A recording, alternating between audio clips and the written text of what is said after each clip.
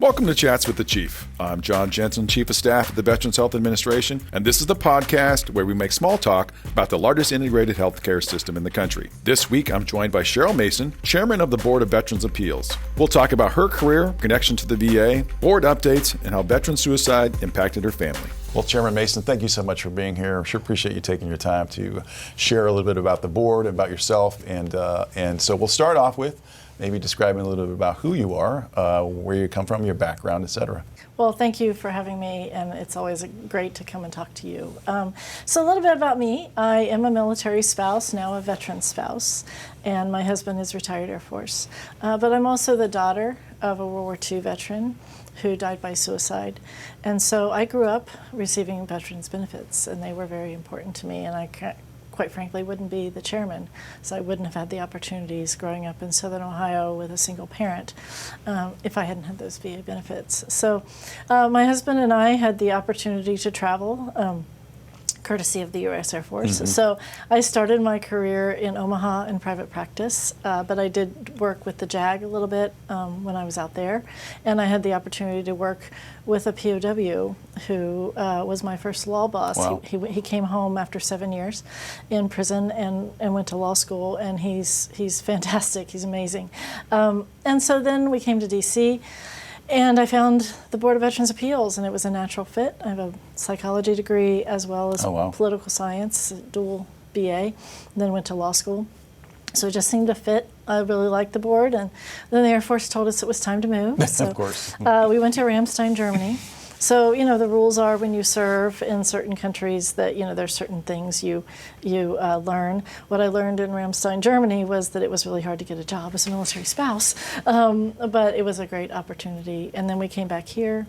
I did something else for a while, but I missed VA. Mm-hmm. So I came back, and I've been back ever since.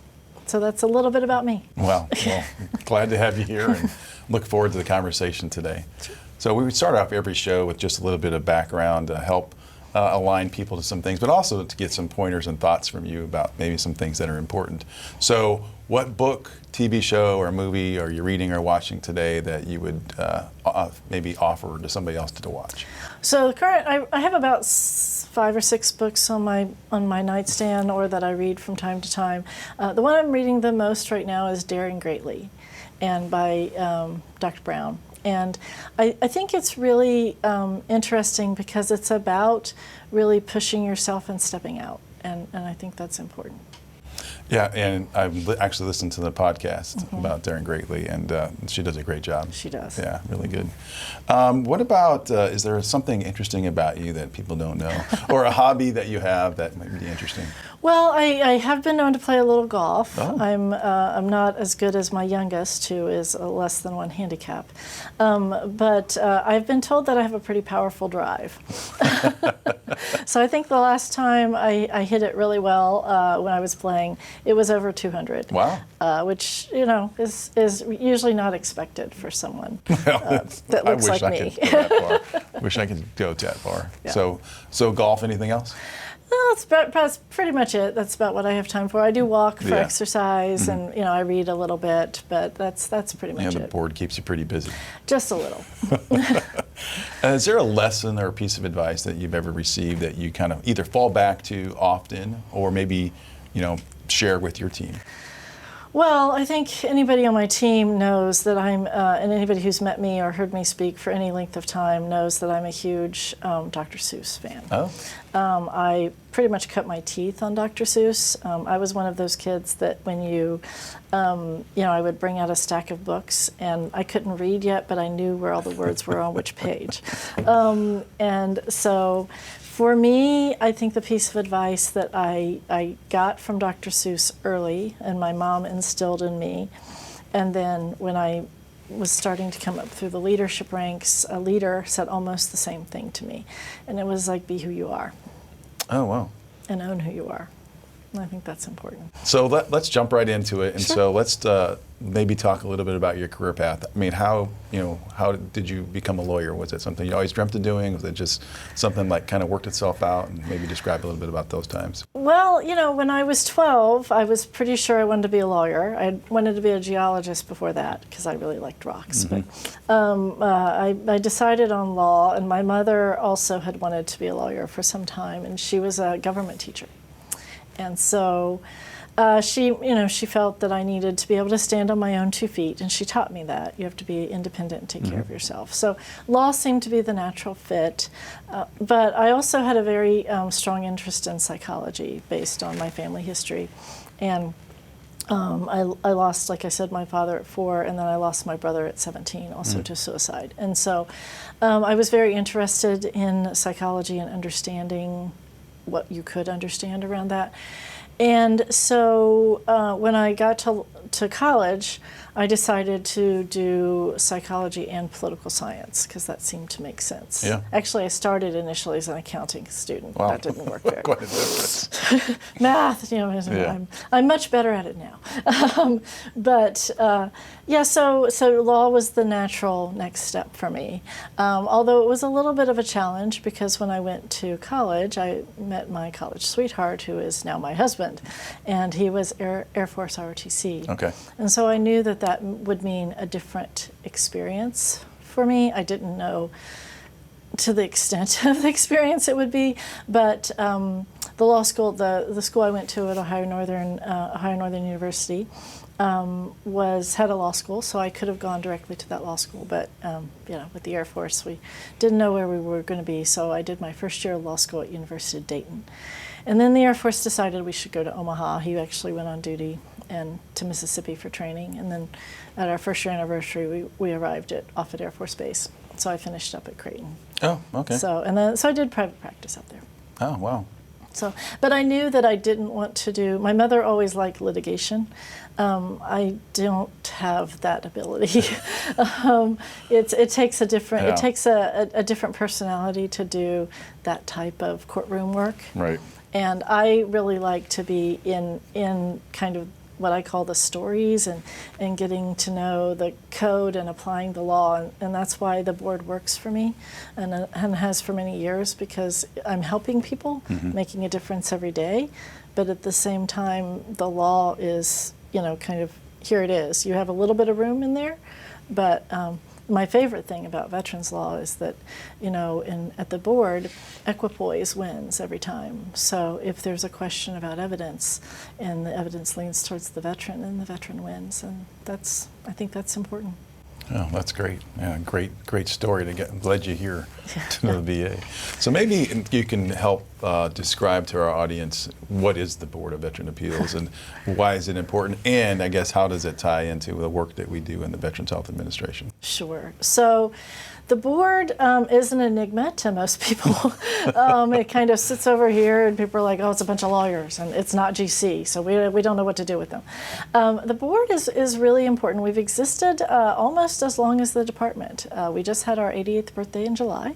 We were created by executive order by Franklin Delano Roosevelt to provide fairness to both the veteran and the government, and adjudicate those claims free of charge was really the basic foundation for us. And so for that purpose, the board is the secretary's designee to decide appeals that arise from the department. And so we have appeals from primarily Veterans Benefits Administration, but we have quite a few from Veterans Health Administration, as well as Cemetery Administration and General Counsel. And so we reach across the department in deciding those appeals. We have right now about 1,200 people, about 100 lawyers, with a few more joining us shortly, 100 judges, and about 900 attorneys who support those judges, and then about 220 to 50 people that support us do the legal stuff, which is a lot of support. Right. And we really look at each veteran who comes to us is a unique individual. And that's something else that is kind of really deep in the law. There's something called tort law as you take your person as you find them. I really view that we take each an individual veteran as we find them. So they come to us with their experiences and their perspectives and their DNA and everything else. And it's our job to look at the evidence and then apply the law specifically to that veteran's case. And so many times in what we do, we're looking at VHA cases, or we're looking at getting them benefits so they can qualify to come into VHA, which is really important. That's one of the areas that we see a lot of veterans who will try to change their level of benefits so they can get different priorities, because you guys have all the different priorities, priority 2, priority 3. Many veterans are aiming for priority 2, if at all possible, because that gets a lot of service for them. In VHA, but we also have the direct appeals from VHA. Primarily is medical reimbursement, but we have a few in the prosthetics area and things like that. So, as we really look at each case very closely. The other areas where we kind of touch, and Dr. Hastings is great because we've talked often, is a lot of things in the different exposures, the toxic exposure and the radiation and things like that. So we do a lot of work with you all in those areas, because the board is lawyers. We're primarily lawyers, and we're adjudicating the case, so we can't make the medical decision. We have to rely on those medical decisions coming from the doctors, and that's important. And so it's really important to have that relationship with your team and ensure that we're understanding all the evidence. But then the reverse of that is the case too, because when we look at things, it may not be exactly as science kind of gears, because we're looking at opinions by doctors. And so we don't just look at opinions from VA doctors, we look at opinions from private doctors as well, and we have to weigh that. And again, equipoise goes to the veteran. And so that's kind of what we do. I think that maybe explains a little of what we do. But we really are we're direct, we're like Veterans Benefits, Veterans Health, and Cemetery. We are a direct service organization. We serve veterans directly through our decisions and our hearings from the secretarial level in the department. So it's kind of a unique position we sit in. So maybe you could tell us a little bit about the timeliness of a case. If a veteran files an appeal, how long do you think? What's your goal, I guess, to get to have that heard? Well, my goal is to get them done as quickly as possible. Sure. Currently, the board is running 2 different systems. In 2019, February of 2019, the law changed, and we implemented appeals modernization, which everyone in the department was really working really hard on that since 2016. And that process is a little faster. It gets veterans more choice, control, and clarity of the process, and so they can choose to stay in the agency of original jurisdiction, which would be VBA, UL, NCA, or GC, or they can come directly to the board. So, those AMA cases can get done quicker than if they come to the board, quite frankly. And those cases, when they do come to the board, there's different categories. So our fastest lane is about a year. The other 2 lanes are 1.5 to 2 years are what we're shooting for. We're not there yet. And that's because we're still doing the legacy appeals, which existed prior to AMA. And in those cases, there was a lot of law around it. So basically, the veteran could submit evidence or submit a statement about their case literally as the judge is signing the case at the board. And that means, and many times, we would have to send it back for re-adjudication at the other level. And so it slowed those cases down. So we still have about 120,000 of those in the department. The board has about 100,000. VBA primarily has about 25, 26,000. You guys have a few. And so we're really trying to work those. And those are veterans who have waited the longest. They're 5 to 7+ years. So I'm really committed to trying to resolve those appeals as quickly as possible. I had hoped by the end of 2022.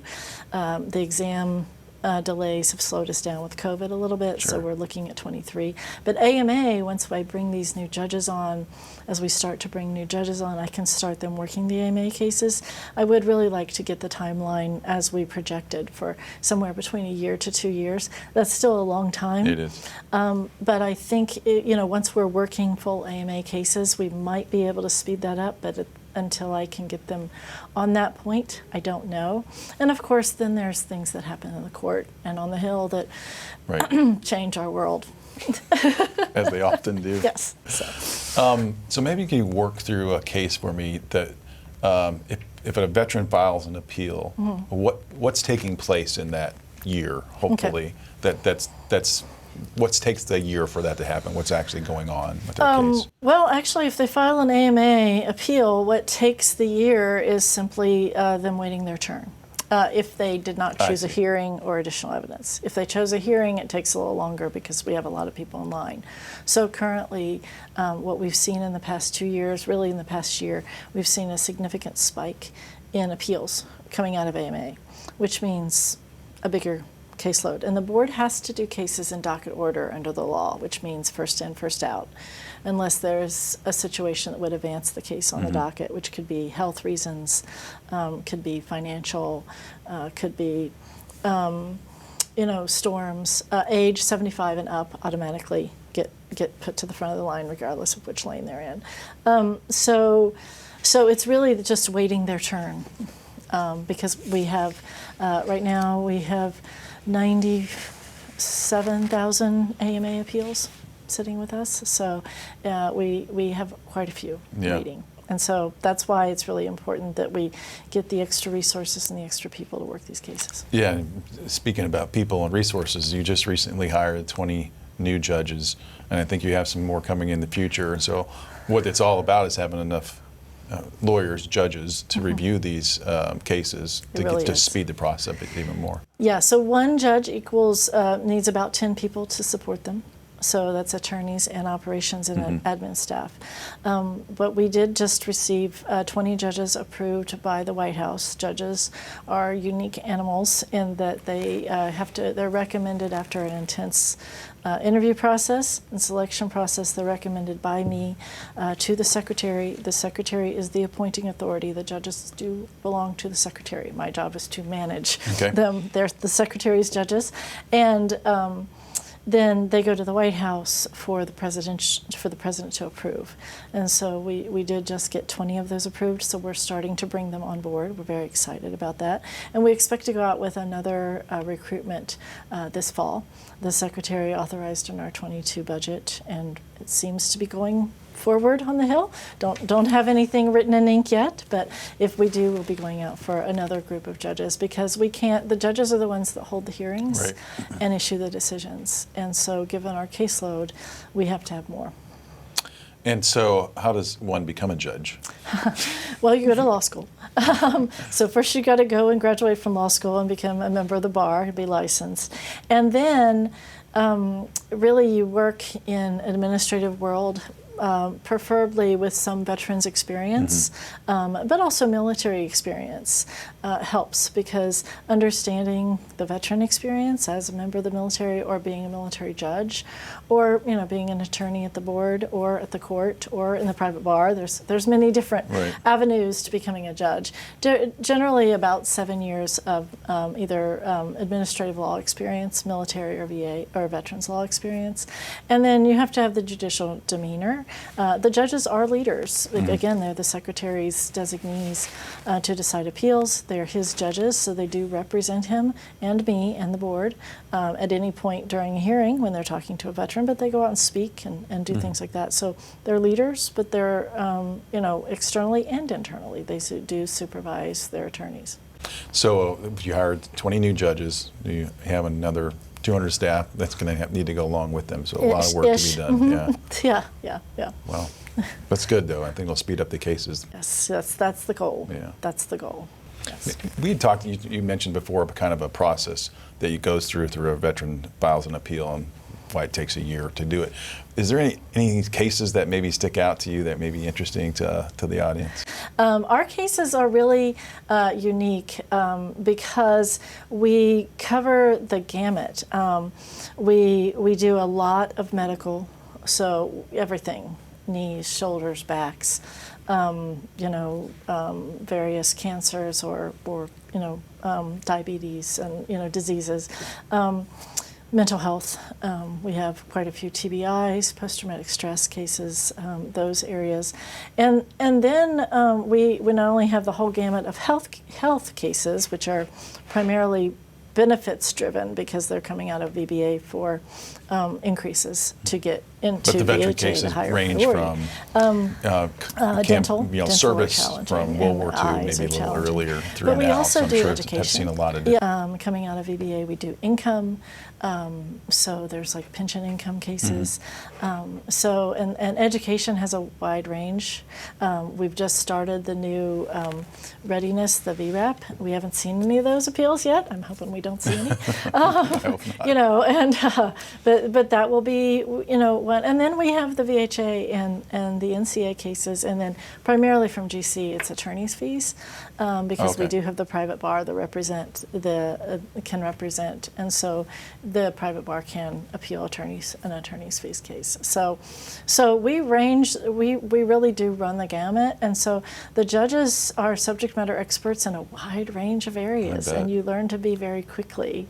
So I did training very early on in 1988 when I got back to the board in I think 99. I did a training with someone out of VHA on medical reimbursement, and so we had a whole training set up. So to kind of help you guys understand, because you guys are clinicians, we get it. The adjudication is not your thing. Yeah. That's what you have us for. That's right. why we're here for you. So we want to assist. We want to help. Yeah. Because we know that's not your thing. So we want to help.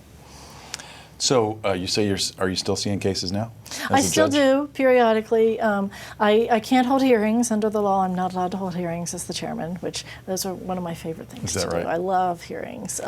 Really getting to meet the veteran and talk to the veteran like this is a great opportunity, and just they're just amazing, amazing people. But I still can sit on panels with two other judges to decide cases that I previously held hearings because I'm a little bit different in that I did kind of come out of the board into this position, and so I don't believe in making those veterans wait. So we do panel those cases and try to adjudicate them as quickly as we can. Interesting. So typically the chairman wouldn't come from the board, or no? Typically, mostly? the chairman is so for the past 30 years since we became a cabinet agency and we have the Court of Appeals for Veterans Claims. The chairman became a political appointee at that point. Prior to that, the chairman routinely came out of the board. But for the past 30 years, I am the first chairman that's a political that came out of the board, and I'm also the first woman chairman. Oh wow. So, and I have the distinct honor of serving all three of the previous political appointed chairmen. So, even though I navigated that through the military spouse employment world that was. Wow. So how long are you appointed for? It's a 6-year appointment. Okay. It's a term. I took office in early December of 17. Of 17. Okay. Great. So kind of what else is on tap for the board for the future? You mentioned that you hired 20. You have some new hires going to happen, obviously with support staff, and then what's going to happen into the future? Well, into the future, primarily what we're looking at is a lot of technology changes. We did some increases in technology right when I became chairman. We have something called the interactive decision template that was created in-house by one of our attorneys and a group of attorneys who really made that process easier for deciding cases, and we just have a piece of that is kind of like, it's not AI, it's more machine learning, but it's called Project Stoplight that helps us kind of identify if there's errors in the case, or just being aware of certain things. So that's kind of where we're going in the future is the technology. You've got to have the people, but to the extent, the technology is supposed to make it easier, theoretically. And so we need some AI. We're still doing intake and mail, as very manual. So the machine learning and AI is really going to help there. We really need to make some changes around our quality. Our quality is very good, but I think, there's a lot have changed in the outside world, and there's always questions about, are you really measuring it the right way? And so we want to take a deep look at that. And then, the law is always changing. That's one thing Right. about veterans law in particular, especially with the court and the federal circuit these days. It's very fluid, and the Hill is very fluid with their legislation. So, kind of being ready and leaning forward and being prepared to jump in where we need to jump in. I think that's one of the things that, as a military spouse, I bring to the table. I do, and not only do I understand the military world because my husband lived it, and our first child was born at Landstuhl, and I got to see a lot there, but. I bring a different perspective, and military spouses are amazing. Yeah. And so I've worked with your team and trying to get more hired in your world because I think they bring a lot to the table. And, it's a challenge. It's still a challenge for military spouses to find employment. And we have a very strong military spouse group and veterans group at the board who really bring that experience, and that experience really helps us decide those cases. Well, I think you lead into exactly where I was hoping to go to, and is really talk about your time as a military spouse and trying to find employment. We've talked about this before when you were stationed overseas, but you've been an advocate for military spouse hiring. Maybe you could talk a little bit about that. Sure. So, 25 years ago, I first got to change law schools. So that was my introduction into military spouse world, which is really unique in that trying to explain to somebody who's thinking about hiring you why you changed law schools. It's just never a good conversation. Yes. And in the Omaha community, I actually couldn't find a job in Omaha when we were first there. I got hired by a small firm, and I was there a year, and then we came here. And so when we went to Germany, it was a challenge because I left a GS-13 position to go to Germany.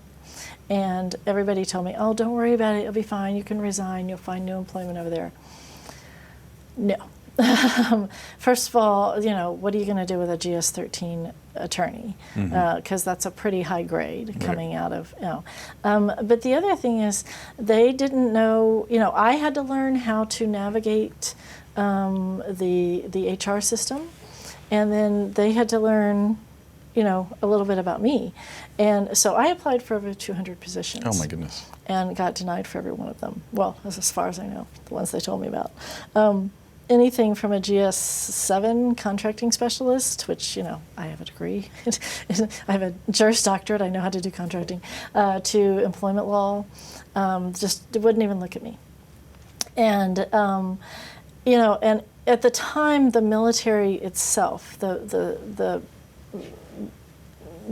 officers and enlisted viewpoint was that spouses really, shouldn't have careers, that their jobs were, this was the early 90s, that it was their job to follow the spouse and do. Or you could try for dual spouse. But then you have to navigate whose job is primary. Right. And that was not going to work. And my husband was the one that wanted to serve in the Air Force, and I wanted to support him in doing so, and it didn't make sense to me that I couldn't. And so I found a GS-6 executive assistant job through the Military Spouse Network. And I served in that job for about 18 months before coming back stateside. But of course, I come back stateside, and VA was not hiring at that time. The board wasn't hiring. There was a freeze. And everybody's looking at me going, well, wait a minute, you left us at 13 and you were a 6? I mean, and so even at the agency that hired me, I was hired as a 12 because they wouldn't give me back my 13. Even when I came back to VA, I didn't get back my 13. I had to wait for it. And, that's just not appropriate for military spouses. We're not taking care of our active duty military because what happens is the military, the active duty military member, then worries or Right. gets upset because the spouse is frustrated, the family's, causes chaos, causes frustration. And the spouse, and my husband was deployed while we were overseas, causes them to worry or be concerned. There are financial implications for many of our military members. And so it really takes away from our readiness, our force readiness. And then you have people that make decisions like my husband made at 14 and a half years, who said, I think it's your turn. If we stay, I'm gonna get a job outside of the Washington D.C. area, and I can't ask you to move, given that you're at that point. I was on track for judge, and he said, I can't ask you to give that up, and so we made that decision. But then, do you have to make those hard decisions? Really? I mean, should you have to? And so, for that reason, I'm pretty passionate about it. I've lived what the military spouses go through. I will say that probably the GS6 job was one of the best prepared jobs that prepared me for the current position that I'm in. Really? And it was a fantastic. I was an executive assistant to 2 colonels at headquarters, and we had. USAFE personnel, contracting, budget, and IT. And you mentioned it as well with the remote capabilities today that we didn't really have in the early Right. 90s to do. Yeah. Hopefully that creates some more opportunities as well. I think so. We have, before COVID, we had just started the remote opportunities for our spouses, and so for primarily lawyers, and we were expanding it. And we had already had a strong telework program at the board, and we were looking to expand that. And then we got everybody out the door in 2 weeks at the board in March of 2020, and we've stayed out the door, and our operations are still going strong. We pivoted with virtual telehearings. We've been able to maintain those operations with remote and telework. And, I look around and I look at people that are in key positions for what we're doing at the board. And, I have really great people, but I have a lot of veterans and military spouses that seem to be in great certain positions Yeah. that have helped meet that agenda and are helping continue that agenda. And so, and I think, showing the way to others is really important, but they can also share their experiences with their coworkers, because, at the board we haven't hired a lot of veterans as lawyers. We've had a few military spouses. It's one of the things I'm really excited about with our 20 new judges. I have a fair amount of veterans in there, and a couple That's of spouses. So it's really going to open that up a little bit broader, because I think that's important to bring that. But you have to be able to recruit nationwide, and you Yeah. have to be able to allow them to work where they sit, and that's important. But I think it serves us well, because then they're serving veterans in their community, and they can be the voice to their community for VA, but then they can be the voice for their community back to us, and we need to hear that. Yeah. So are you doing any in-person hearings now? We do 2 days of in-person hearings Okay. at our offices. That's our lowest number of hearings. We have 4 hearing portfolios, video, which usually takes place at one of your VHA facilities, although I don't think we're using any of those now because you guys are a little busy there. We're a little busy today. But we primarily are using regional offices again. Okay. So veterans can go to the regional office for video, and then we broadcast it to DC. Now we can go video to virtual, so the judge can be at home, so the judge doesn't have to come into the office for that. So then we also have the in-person hearings, as we discussed, where the veteran and the representative can come into our DC office, and the judge does come in for that. That's an in-person, so everybody's masked and we're safe and all that, and we manage the schedule. And then we have virtual telehearings.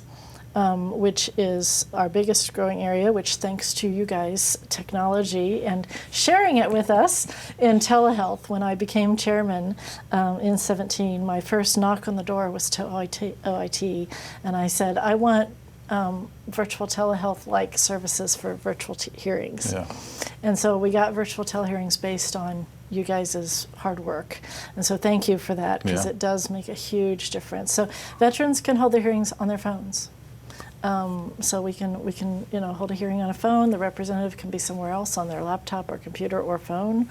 The judge is usually at home, or sometimes they're in the office, in their office. And then we still are running a few travel boards. Those go with the old legacy system, and there's about 7,000 of those left. And so we just started those back up, and that's where a judge actually travels to the regional office and sits with the veteran who comes to the regional office. But that, again, requires the veteran to travel. The beauty of virtual telehearings, as you know, with telehealth is the veterans can be served right in their home. So we deliver the judge to them on their at home. So we're really excited about that opportunity. But even with our travel boards, you guys have been instrumental in helping us there because of the great information you have with your dashboards about what's going on with COVID, because we really want to make sure we're up to date. And so my team works with your team so we know where the spikes are happening and we can protect people and adjust as we can.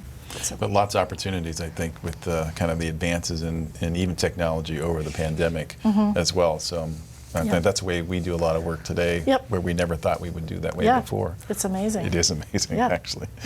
You mentioned it a little bit, but you're a strong advocate for mental health and suicide prevention. So you want to share a little bit about your story, if you'd like to, and why it's so important to you. Sure. So like I said, my father died when I was 4. And, 4 years old, trying to understand suicide is not something that is easily done. Luckily, my mother was a very strong person, and in fact, she just passed in 2018 at the age of 91. She was a Rosie the Riveter type. She was literally putting oxygen lines in airplanes at Wright Field when my dad was serving in the Pacific. But my dad had adult onset schiz. That was, now that I've seen his service records, it was, I think, probably made worse by his service. He was a radio operator on a cargo attack ship. And based on the number of medical calls, I can kind of guesstimate that, and I've talked to some people. He was diagnosed at the age of 34, and he had electric shock treatments, he had meds, and it was hard. And so he died by suicide at the age of 43. And my brother, I was actually at boot camp when that happened at Bragg. I'm sorry. And my brother was 16 years older than me. And he had his first child on the way. And so, so when suicide happens, especially in small town America, especially in the late 1960s, people don't understand and they don't want to talk about it. Right. It's kind of like cancer. It might be catching. It was that kind of situation, and so there was a lot of people that just didn't talk to us and didn't just it was different. They didn't know. And my mom, she was a school teacher, but in the early 1970s, a single parent raising a daughter was just not the norm, especially in small town Ohio, and so people just weren't sure. And just kind of shied away from us, except for the veteran community. And my mother and father were very active in the American Legion, and so I spent a lot of my childhood Friday evenings at the American Legion. And I'm pretty sure I shouldn't have been there. But I had Shirley Temples, and we had friends that lived around the corner, and so if it got late, I went to their house and spent the night, and Mom came over, But those were the people the veterans and the veterans' families were the ones who surrounded us, and it didn't matter whether they served with my dad or they knew my dad, they didn't care. They were veterans. And so that kind of showed me the veteran community. Sure. And then my brother started having some problems when I was 15 or 16. And, we knew in the family enough to be concerned. And so he did try to seek treatment, but unfortunately he didn't share the family history with his doctor. And again, part of growing up in that world, you just didn't share that information. And my family and I had a very long conversation with the doctor after my brother passed. But, it wasn't his fault. I mean, my brother had to tell him, and the doctor didn't want to break privilege, and so he wouldn't talk to family members. My brother, the diagnosis they gave my brother was bipolar. I'm not 100%, having studied psychology just enough to be dangerous, sure that was the right diagnosis. But there's definitely a pattern. And there was a cousin who was struggling with mental health, and on my father's side, and he made it through, but it was hard. And so then a few years later, another family member started struggling with similar issues. And because we talked about it, because we grew up with it, because it was just present in our life, and we knew that we knew in the early 80s that there was a pattern, that there was something going on, because we could see it in our lives.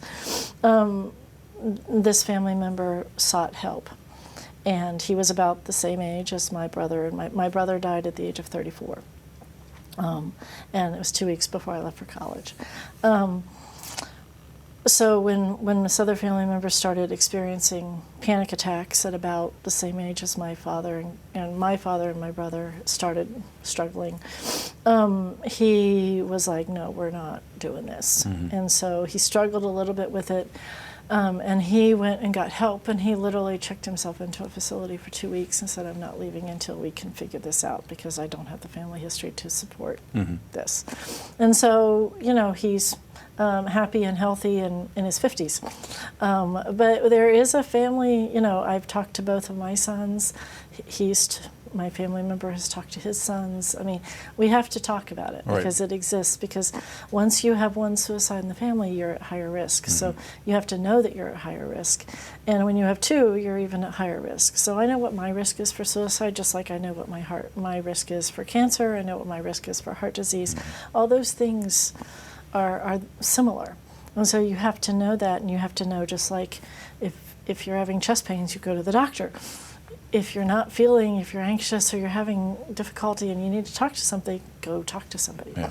And so I believe that that's really important for us to get the word out on that, and to be there as much as we can for people. It's hard. It's very hard. I also happen to live in a community in Fairfax, Virginia, where a few years ago we lost several kids at the high school that my kids attended to suicide, and it was hard. It was really, really hard. Because trying to understand what's going through their minds and what's going on was difficult. And so, my kids, there were classes that the school wanted my kids to take, and, most of the time they didn't want to go because we'd already talked about things and stuff like that. But understanding and having those communications, and understanding that when somebody's in trouble, they have to reach out and get help. And, I've struggled a couple of times where I've said, probably need to talk to somebody, just so we don't go too far, just because I know my history. Yeah. Yeah. Well, thank you for sharing that story. Sure. I know it's not easy, but I think you hit on it into having the discussion and openness about it, to talk about it, and to also be aware, as you were with your family members, about being aware of what's going on in the family, and something's not quite right, or it's okay to also ask for help. That's the other key. It took us a while to get there. It didn't happen quickly.